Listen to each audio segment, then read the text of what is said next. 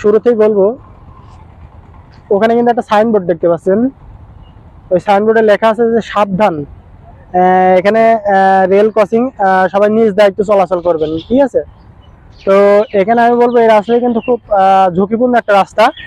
তো এখানে গাড়ি ঘোড়া চলে, বেশ ভালো, ছোট বড় যানবাহন চলাচল চলাচল করে। তো এখানে গেটম্যান নাই, কিন্তু এই সাইডে দেখো কোনো গেটম্যান নাই।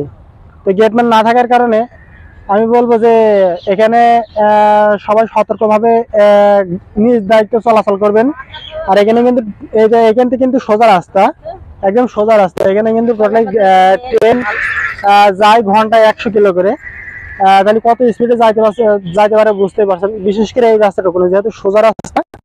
তো এখানে যারা আছে অবশ্যই নিজ দায়িত্ব রেল পারাপার হবে, নাহলে যে কোনো মুহূর্তে একটা বিপদের সংকেত দিতে পারে।